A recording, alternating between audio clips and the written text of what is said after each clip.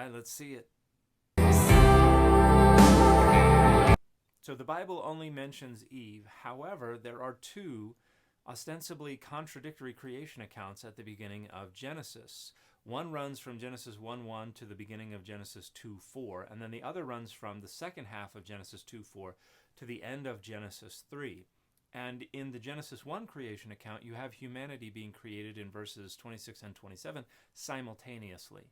But in the Genesis 2 creation account, you have the man being created first, and then the woman, Eve, being separated off from the man secondarily.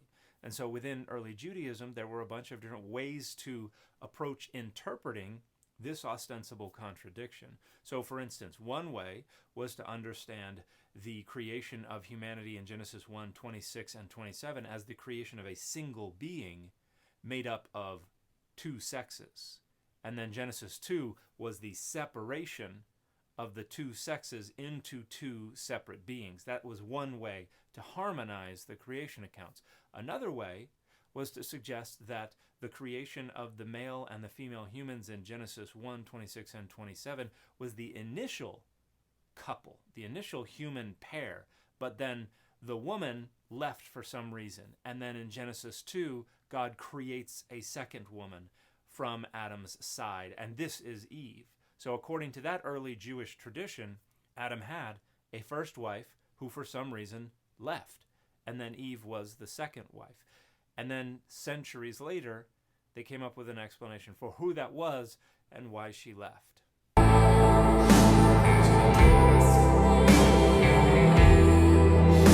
So this tradition originates in a text called the Alphabet of Ben Sira, and it was written somewhere between around 700 and 1000 CE. And this discussion kind of glosses over the details, because the reality is Lilith wants to be on top. She does not want to lie below. This is about sex. And in that time period, as sometimes even today, sexual position was a reflection of social hierarchy, of domination versus submission. So to submit to Adam here is referencing Lilith's desire to not be on the bottom during sex. And this was a big deal in the ancient world. In fact, you had a bunch of texts that condemned men being on the bottom during sex with their own wives during perfectly cromulent sex. And so it was considered to subordinate, submit, emasculate, feminize the man. So you have an ancient Mesopotamian sex omen that says if a man is on the bottom during sex, he will lose his personal deity for a month. And that's a way to refer to his vitality, his vigor.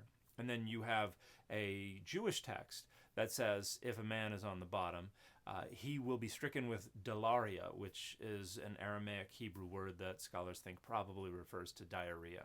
So this was a big deal for them anciently. But in this text, Lilith is challenging this socio-sexual hierarchy.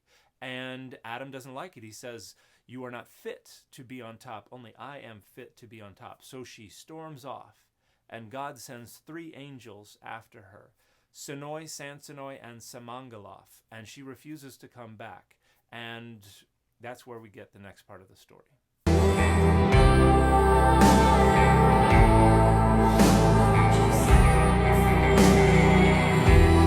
So when the 3 angels come to get Lilith, she says, "I'm not going back. I am going to be a succubus who afflicts men in the night and who kills newborn babies unless those babies have an amulet with your 3 names on it, Sinoi, Sansonoi, and Samangaloth. If they have that amulet, I will be powerless against them for the first 8 days of their life." And the idea would be that on the 8th day, at least male babies would be circumcised, and then they would be under God's protection.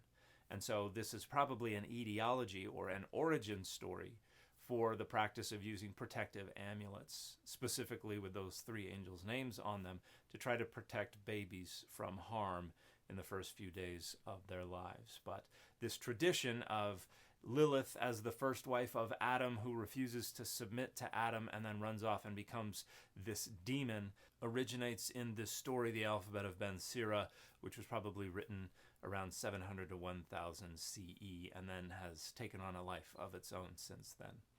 And the fit for this video, says, Romans go home, I think.